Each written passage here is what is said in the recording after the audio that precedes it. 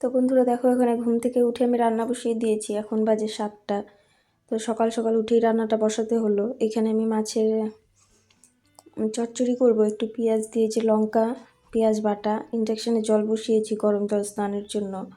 আর এখানে হচ্ছে আমার এই যে মাছ দুটো লেজা আছে, তো এই লেজ দুটোকেই করব মাছের চচ্চড়ি। আর ওপাশে হচ্ছে ডাল। এখানে আটা মাখা হয়েছে, তো রুটি বানাতে হবে সকালবেলা। তোমাদের দাদাভাই রুটি খায়, তো সব কিছু সকাল সকালই করতে হচ্ছে। কি বলো তো, ওই যে আমার দিদি এসেছে, তো ও এখান থেকে ডিউটি করবে, সেই জন্য এখান থেকে ও বেরোবে সকাল 9টার সময়। সেই জন্য রান্না করছি। দেখো চটপট সব কিছু একবারে বসিয়েছি, ছড়িয়ে ছিটিয়ে নিয়ে। ডাল, এদিকে মাছ রান্না হবে, এদিকে জল গরমটা ওর জন্য, ও স্নান করবে সকাল সকাল। ওইদিকে ভাত হয়ে গেছে, ভাতের পরেই ডালটা বসিয়েছি। তো ওখানে কিছু কালো কচু ডাঁটা এসব দিলাম। ও আমাকে একটু রেডি করে দিচ্ছে। অনেক কিছু না একবারে করা সম্ভব না। সাথে রুটিটা ভেবেছি যে ও গেলে ও দিয়ে চলে যাবে খেতে দিয়ে তোমাদের দাদাভাইকে, তো সেই জন্য সকাল সকালই করা হচ্ছে। রুটিটাও করেছি, ওকে দিয়েই মাখিয়েছি। তো মাছ হয়েছে, ডালটা পরে করলেও চলবে, সাথে আবার বাঁধাকপিও করেছি। তো এখন দেখো রুটিটা বানাবো। রুটিটা একটু নরমই হয়ে গেছিলো মাখতে মাখতে। মানে কি বলতো, ও এক জায়গার থেকে আরেক জায়গায় না কাজ করা যায় না। যেহেতু দিদি মেখেছে, একটু জলটা বেশি হয়ে গেছে। তো এখন সেটাকেই আমি একটু আটা টাটা দিয়ে ঠিক করছি। কিন্তু কি বলতো, তোমরা তো দেখেইছো রুটি মাখিয়ে আমি গরম জল দিয়ে কাই করে, তো সেখানে না ওটা করার পরে যখন আবার আটা মেশাতে হয়, তো সেটা করতে গেলে না রুটিটা শক্ত হয়ে যায়। তো সেই শক্ত রুটি তোমাদের দাদাভাই আবার খাবে না, তো সেই জন্যই আর কি একটু তেলে ভেজে দিতে হবে, তাহলে আর কি নরম থাকবে। তো বন্ধুরা, তোমরা সবাই কেমন আছো? আশা করছি ভালো হচ্ছে, সবাই সুস্থ আছো। তোমরা যারা আমার চ্যানেলটাকে এখনও সাবস্ক্রাইব করো নি, চটপট সাবস্ক্রাইব করে পাশে থাকা বেল আইকনটিতে ক্লিক করে নোটিফিকেশনটা অন করে রাখো। আর ভিডিওগুলো ভালো লেগে থাকলে অবশ্যই লাইক কমেন্ট শেয়ার করো। এখানে দেখো পাগলের মতো করে আছি আমি সকাল থেকে। ঘুম থেকে উঠে বুঝতেই পারছো উঠেছি কটার সময়, 6:30টার সময়। তো উঠে তারপরে কোনো রকম মাথাটা আর কি চিরুনিও করিনি, এখানে শুধু গাডারটা পেঁচিয়ে রেখেছি।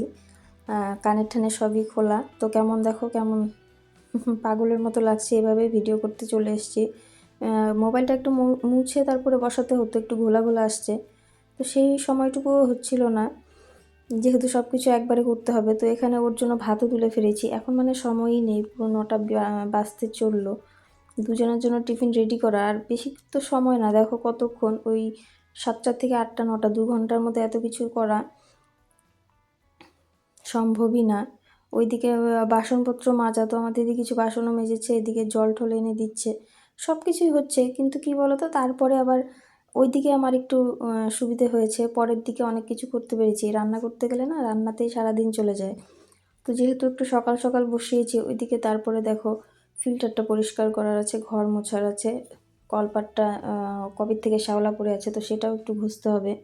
ব্লিচিং দিলে পরিষ্কার হয়, কিন্তু আমাদের কলপাটটা তো তোমরা দেখেইছো, একদম ভাঙা ভাঙা জল জমে থাকে। তো সেখানে না শ্যাওলাটাও পরে ওভাবেই একদম মোটা মোটা গাছের মতন করে পড়ে থাকে। তো ব্লিচিং দিলে তার উপর দিয়েই চলে যায়, ভিতর পর্যন্ত পৌঁছাই না। তো সেই জন্য আর কি। তো এখানে দেখো রুটি আমি খুব বেশি ভাজছি না, ওরা বলছে রুটি খাবে না, ওদের জন্যই করা হয়েছিল। ওরা বলছে খাবে না, আমার মেয়ে আর ভাগ্নি। তো আটাটায় যে টিফিন বক্সে ঢুকিয়ে রেখে দিচ্ছি, ওখানে একদম হিসাবে 3টা রুটি ভেজেছি। তোমাদের দাদাভাইকে দিব 2.5টা, আর আমি অর্ধেকটা খেয়ে নিব। তো ওখানে দেখো যে ও খেতে বসছে, ও খেতে খেতে এদিকে আমি ওদের টিফিনটাকে রেডি করে দিব। টিফিন রেডি করা একটা মানে কি বলি, যাই হোক একটু অভ্যাস হওয়া ভালো। আর কিছুদিন পরে আমার মেয়ে চলে যাবে হাই স্কুলে, তো তখন তো আমাকে সকাল সকালে উঠতে হবে। উঠে ও সমস্ত কিছু করে বাড়িটা সেরে ঠেরে তারপরে ওকে নিয়ে বেরোতে হবে।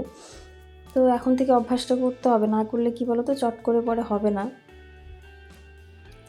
তো দেখো খেতে দিচ্ছি মাছের ঝোল আর তোমার বাঁধাকপি ঘন্ট। তো বাঁধাকপি ঘন্টটা আজকে করেছি, মাছের ঝোলটা ছিল কালকের।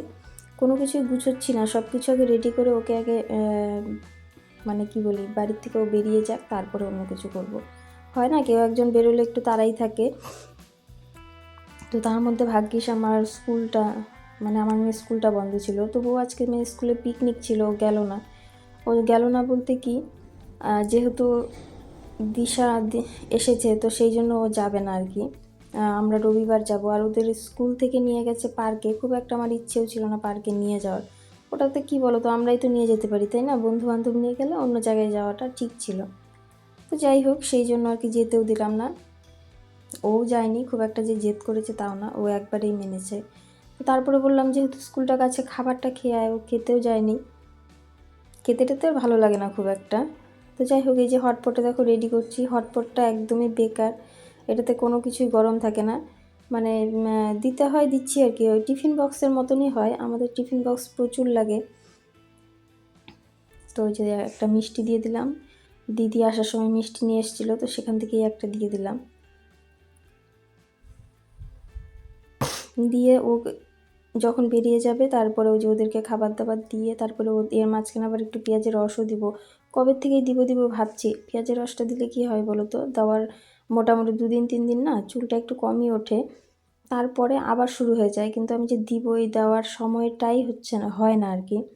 কী বলো তো, ওটা দিয়ে তো মাথা ধুতে হবে, তো সকাল সকাল দিলে হয় কি, যতক্ষণ মাথায় থাকে ততক্ষণই ভালো। আর স্নান করে পরিষ্কার হয়ে নেওয়া যায়। আর স্নানের পরে না দিতে ইচ্ছে করে না, প্রায়ই ভাবি যে স্নানের পরে দেবো, কিন্তু সেটা আর হয় না। দেখো কাজকর্ম সেরে চলে এসেছি। এখন হচ্ছে আমি আজকে পরিষ্কার করবো ফিল্টারটা অনেক দিন থেকে করবো ভাবছি, কিন্তু করা হচ্ছিল না।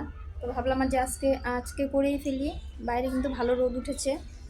তো আমার যে ভাগ্নি আর আমার মেয়ে, ওদেরকে স্নান ফান করিয়ে দিয়েছি।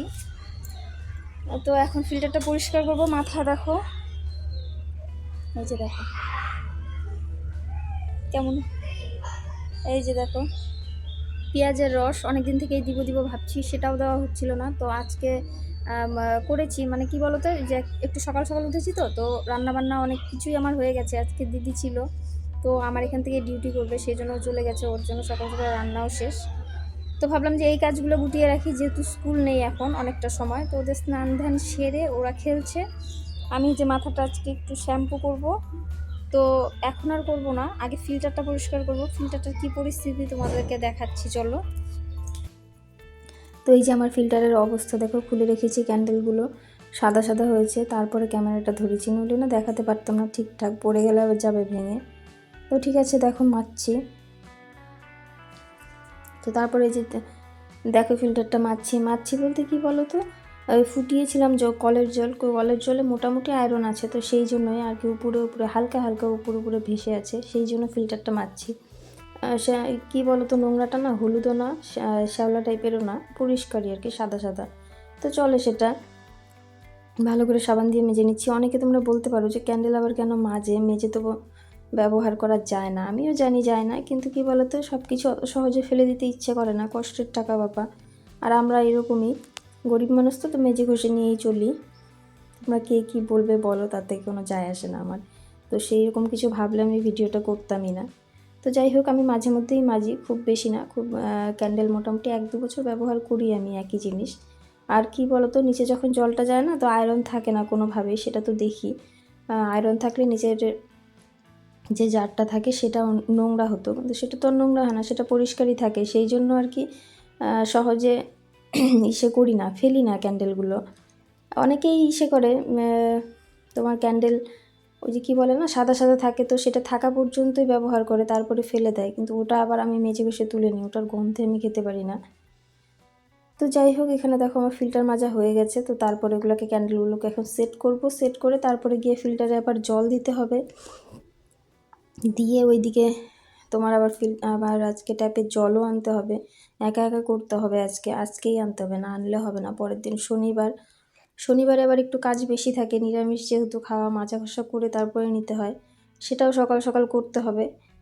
আর কি বলো তো, রোজই না এক ধরনের কাজ করতে ভালোও লাগে না, মাঝে মধ্যে একটু রেস্টেরও প্রয়োজন। আর সকালবেলা উঠলে একটু দিনের বেলা না আসলেও হয় না। তো যাই হোক, দেখো সেট করতে হয় খুব সাবধানে, কোনো সময় ভেঙে গেলে, আমার হাতেই প্রথমবার একবার ভেঙেছিল, তো তারপর থেকে সেভাবেই আমি সেট করি। এটাতে করে স্টিলের, যে দেখো আরেকটা আছে, এটাতে করে আমি জল এনে ট্যাপের জল এনে ঢেলে রাখি। তো এখানে যতটুকু ছিল ঢেলে দিলাম আর কি। তো বন্ধুরা, ঠিক আছে, ভিডিওটা আজকের মতো এখানেই শেষ করছি। তোমরা সবাই ভালো থেকো, সুস্থ থেকো, এভাবেই আমার পাশে থেকো। আর ভিডিওটা ভালো লেগে থাকলে অবশ্যই লাইক কমেন্ট শেয়ার করো। ঠিক আছে, টাটা।